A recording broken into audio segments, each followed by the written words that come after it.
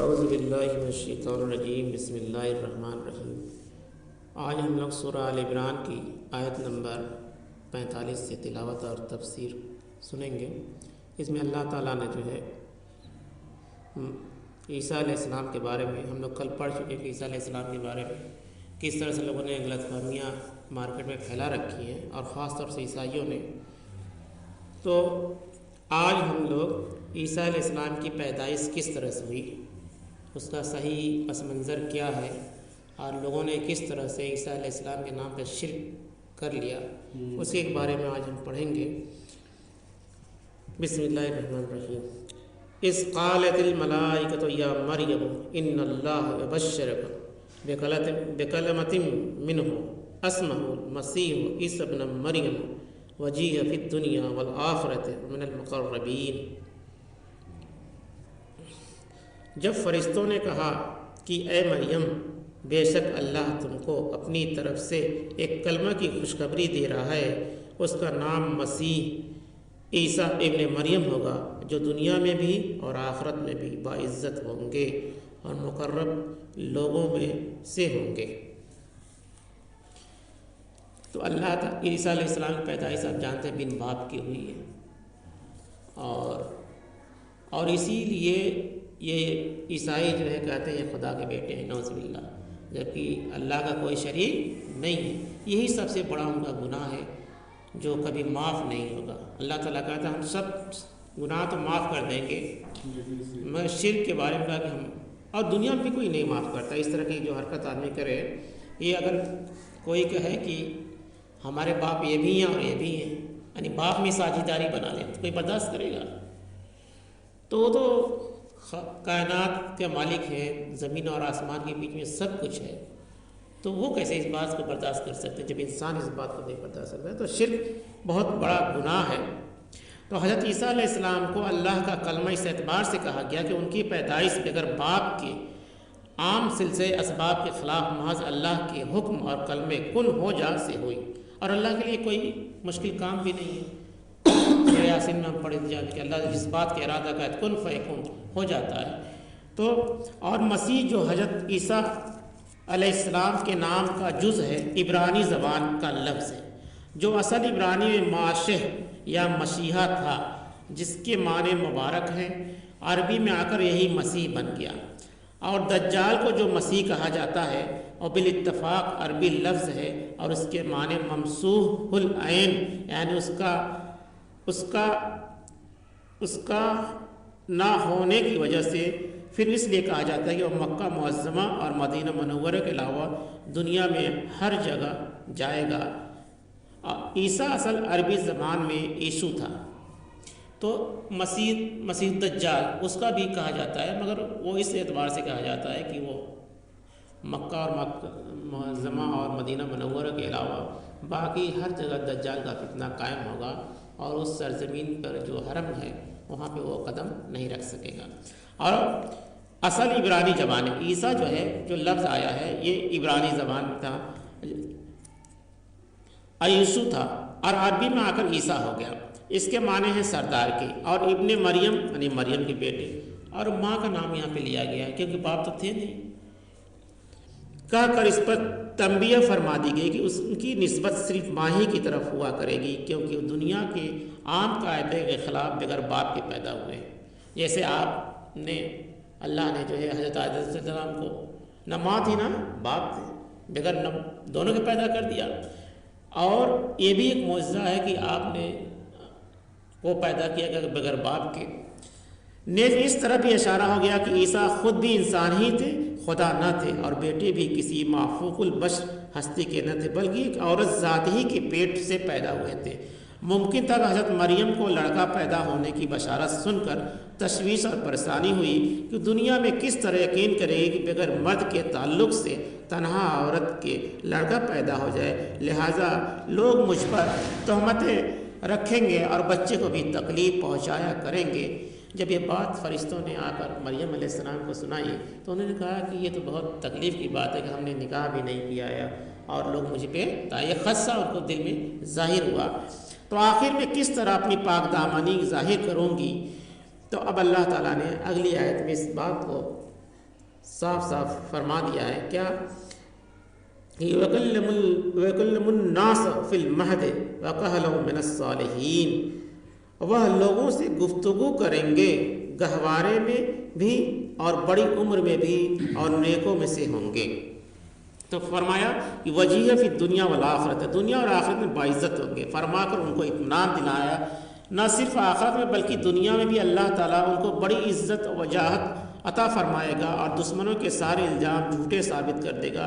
چنانچہ آج یہود یعنی یہودی اور جو حضرت عیسیٰ علیہ السلام کے کھلے دشمن ہیں، ایک تو دنیا میں ان کی آبادی نہایت کم ہے، دوسرے اب کھلے عام ان کا بھی حوصلہ نہیں رہ گیا حضرت عیسیٰ علیہ السلام کو برا بھلا کہہ سکیں۔ اس کے برخلاف ان کی عزت و احترام کرنے والے دنیا کی آبادی اکثریت میں ہے، یعنی حضرت عیسیٰ علیہ السلام کو ماننے والے عیسائیوں کے بعد مسلمانوں کی بڑی تعداد ہے، تو دونوں عزت کرتے ہیں۔ یہودی ان کو جو ہے طرح طرح کا الزام لگاتے ہیں، کہتے ہیں کہ یہ ناجائز اولاد ہے، ولد الزنا ہے، نعوذ باللہ، اس طرح کے کلمات سے۔ مگر آج دیکھیے حالت کیا ہے کہ عیسائی اور یہودی دونوں ایک ساتھ اللہ کے بندوں پر ظلم ڈھا رہے ہیں فلسطین کے اندر، مگر وہ ایک الگ ٹاپک ہے کیونکہ ظلم کے خلاف سب ظالم ایک طرف ہو گئے ہیں مگر مسلمان ایک طرف نہیں ہو پا رہے ہیں۔ تو یہاں پہ کہی گئی بات کی وَيَكَلِّمُ النَّاسَ فِي الْمَهْدِ وَكَهْلًا وَمِنَ الصَّالِحِينَ، اور وہ لوگوں سے گفتگو کریں گے گہوارے میں بھی اور بڑی عمر میں بھی اور نیکوں میں سے ہوں گی۔ جب یہ خدشہ کے دل میں ظاہر ہوا تو اللہ تعالیٰ نے فرشتوں کے ذریعے وحی کی کہ آپ گھبرائیے نہیں، جب حضرت عیسیٰ علیہ السلام پیدا ہوں گے تو گہوارے میں نہیں، پالنے میں، جھولا جسے کہتے ہیں، اس میں ہی بات کرنے لگیں گے۔ لوگ پوچھیں گے تو ان کا جواب دیں گے، چھوٹے پوچھیں گے چھوٹوں کا بھی جواب دیں گے، اور ادھیڑ عمر کی جیسے بات کریں گے۔ ممکن تھا حضرت مریم یہ خیال کرتے کہ اس بچے کو عزت و جاہت تو جب کبھی حاصل ہوگی، مگر تان کا نشانہ تو پیدائش کے بعد ہی بننا پڑے گا۔ اس پر اطمینان دلا رہے ہیں کہ گھبراؤ نہیں، تمہیں تو زبان ہلانے کی ضرورت نہ پڑے گی، بچہ خود ہی سب کا جواب دے گا، جیسا کہ سورہ مریم میں تفصیل میں آیا کہ جو فرمایا کہ بڑی عمر میں بھی بات کرے گا، اس کا ایک مطلب ہے کہ گہوارے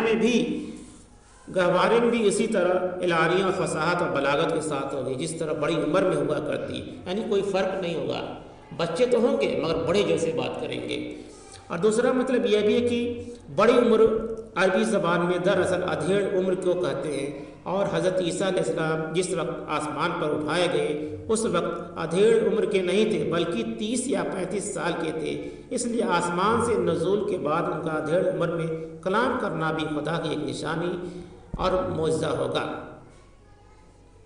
تو جیسا کہ سارے مسلمانوں کا، اکثریت مسلمانوں کا اس پہ اتفاق ہے کہ حضرت صلی اللہ علیہ وسلم کا نزول ہوگا، آپ کو ہجرت ہوئی آسمان میں جب ان لوگوں نے سولی پر چڑھانے کی کوشش کی، تو یہ بات اللہ تعالیٰ نے وحی کے ذریعے مریم علیہ السلام کو تسلی دی کہ آپ گھبرائیے نہیں، وہ بچہ ہی خود جواب دے دے گا، جو لوگ آپ پہ الزام لگائیں گے، جو آپ پہ تہمت لگائیں گے، سب کا جواب حضرت عیسیٰ علیہ السلام خود دے دیں گے۔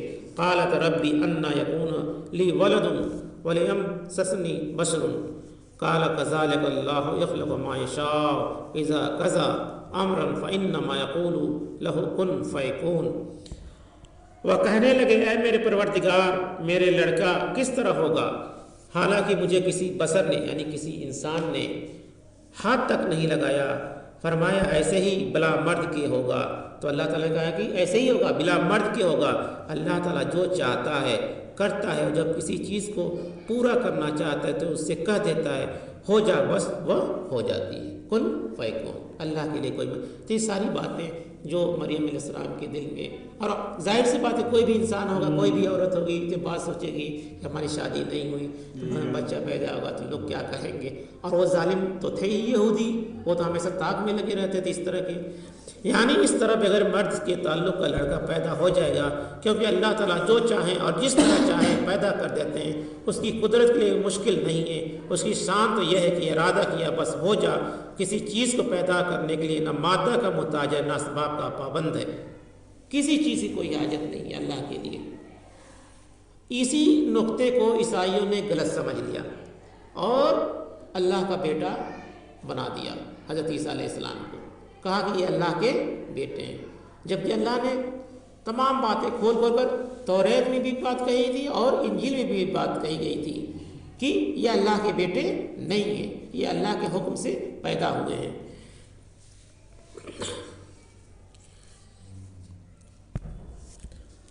کن فیکون وعلمہ الکتاب والحکمت والتوراۃ والانجیل، اور اس کو کتاب اور حکمت، تورات اور انجیل سکھائے گا. یعنی جب سارے باتیں اللہ تعالیٰ نے بتا دی، پھر فرمایا مریم علیہ السلام سے جو عیسیٰ علیہ السلام ہوں گے ان کو اللہ تعالیٰ کتاب، حکمت اور تورات اور انجیل سکھائے گا. یعنی جو موسیٰ علیہ السلام پہ کتاب نازل ہوئی تھی اس کا بھی علم آپ کو ہوگا، اور جو عیسیٰ علیہ السلام پہ جو انجیل نازل ہوگی، یعنی دو آسمانی کتابوں کے آپ حافظ ہوں گے، یعنی علم رکھنے والے ہوں گے. تو اس میں گھبرانے کی کوئی بات نہیں ہے. یعنی آسمانی کتابوں خصوصاً تورات اور انجیل کا علم عطا فرمائے گا، اور حکمت، دانائی اور سمجھ کی گہری باتیں سکھلائے گا. یہ بھی ممکن ہے کہ کتاب لکھنے کے معنی تو یہ مطلب ہوگا کہ لکھنا سکھائے گا، یعنی جو کچھ بھی علم ہوگا سب صحیح علم ہوگا عیسیٰ علیہ السلام کا، تورات کا بھی اور انجیل کا بھی. وَرَسُولًا إِلَىٰ بَنِي إِسْرَائِيلَ أَنَّ قَدْ جَاءَتْكُمْ بِآيَاتٍ مِّن رَّبِّكُمْ أَنِّي أُخْلِقُ لَكُم مِّنَ الطِّينِ كَهَيْئَةِ الطَّيْرِ فَأَنفُخُ فِيهِ فَيَكُونُ طَيْرًا بِإِذْنِ اللَّهِ. اور ان کو بنی اسرائیل کی طرف پیغمبر بنا کر بھیجے گا کہ میں تمہارے پاس تمہارے پروردگار کی طرف سے نشانی لے کر آیا ہوں. یعنی جو حضرت عیسیٰ علیہ السلام آئیں گے وہ بنی اسرائیل کی قوم کی طرف سے پیغمبر بنا کر بھیجے جائیں گے، اور کہیں گے کہ میں اللہ کی طرف سے پیغمبر بنا کے بھیجا گیا. یعنی عیسیٰ علیہ السلام کی اطاعت کن سے کرنی تھی؟ یہودیوں کی بھی کرنی تھی، اور جو آپ کے پیروکار تھے عیسائی، یعنی دو قوموں کو عیسیٰ علیہ السلام کی پیروی کرنی تھی. مگر وہ یہودیوں نے کیا کیا؟ انکار کر دیا، آپ کی بات کو نہیں ماننے. یعنی پیغمبر ہو کر اپنی قوم بنی اسرائیل سے یہ باتیں، یعنی خدا صراط مستقیم کہیں گے. اس میں واضح فرما دے کہ آپ خدا کے رسول ہوں گے اور شیبادہ بازار اور جادوگر نہ ہوں گے، جیسا کہ گستاخ یہودیوں نے آپ کی شان میں کہا کہ اور نہ خدا یا خدا کے بیٹے ہوں گے، جیسا کہ عیسائیوں نے اپنی طرف سے گڑھ لیا. یعنی دونوں نے خلاف بات کی. ایک تو کہا کہ وہ پیغمبر نہیں ہوں گے، یہودیوں نے انکار کیا، اور عیسائیوں نے یہ غلطی کی کہ محبت میں جو ہے ان کو بیٹا ہی بنا دیا.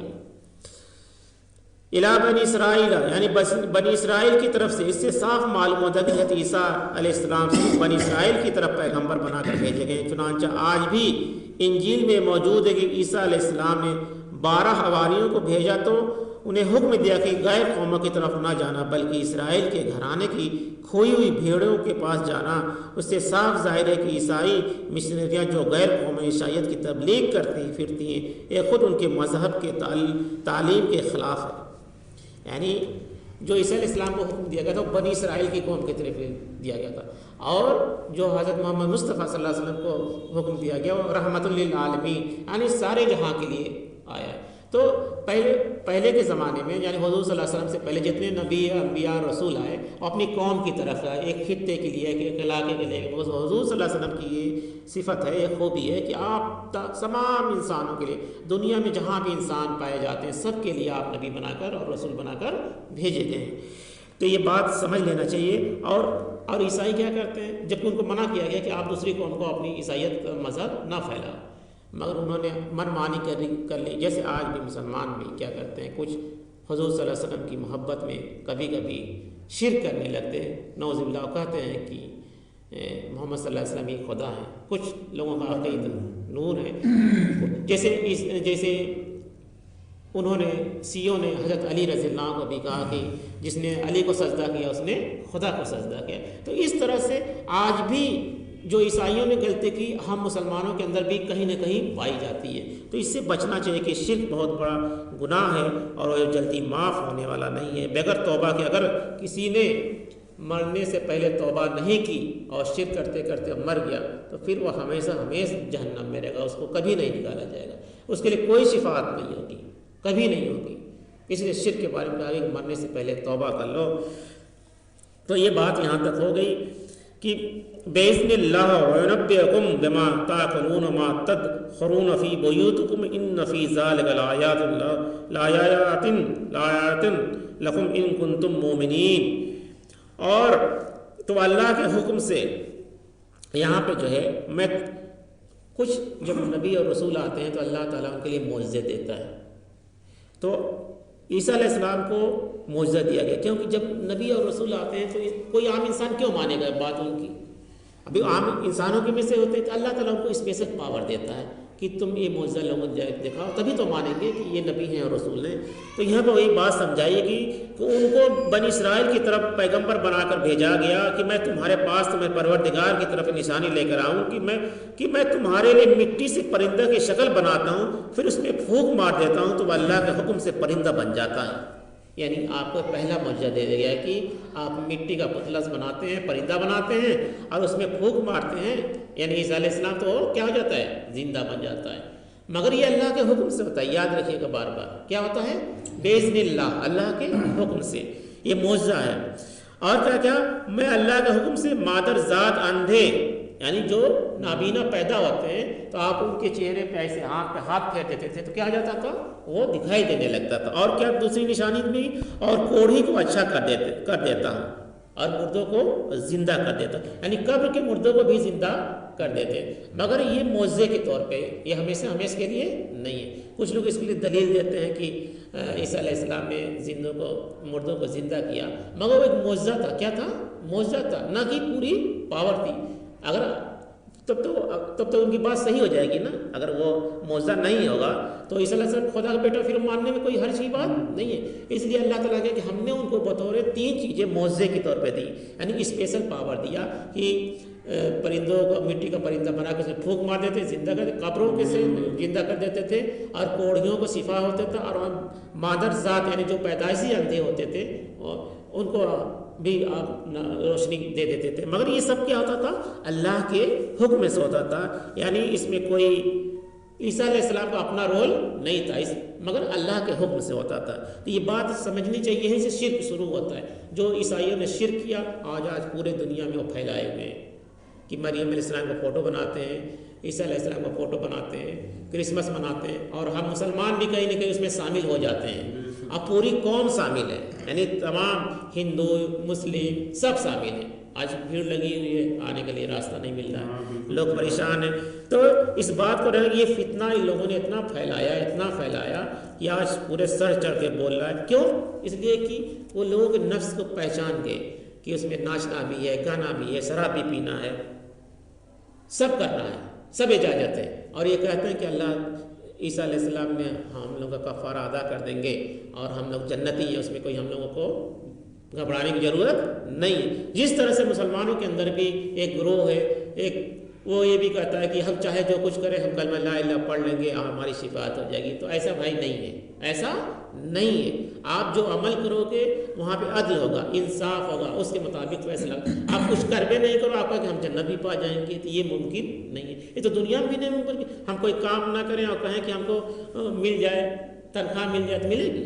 نہیں ملے گی۔ تو اس طرح سے یہ سب باتیں تھیں عیسیٰ علیہ السلام کے تعلق سے۔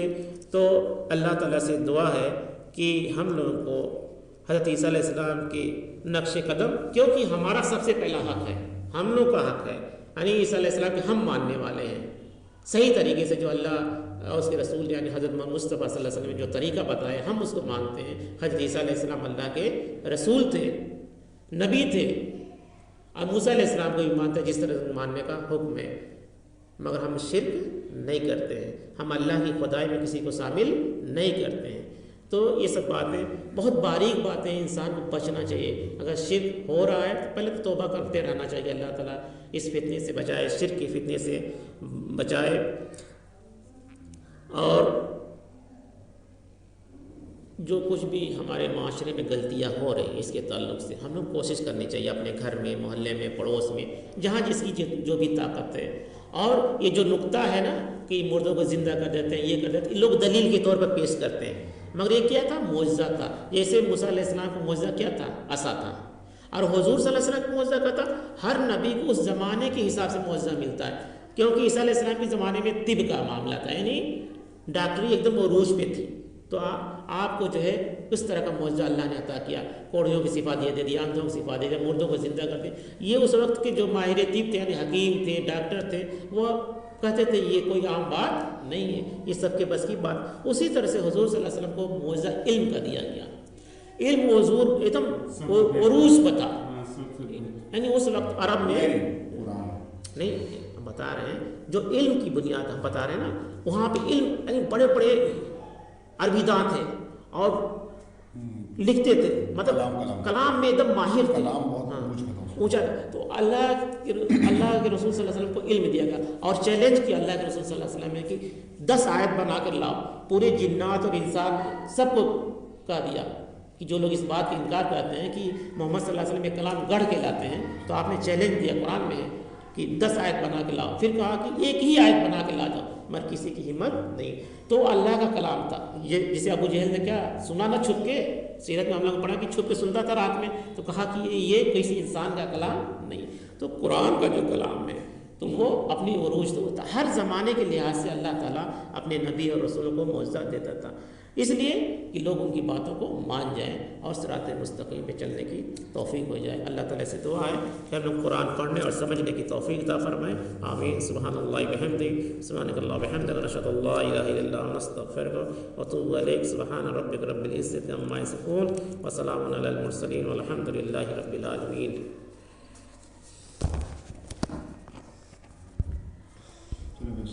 وعلیکم السلام.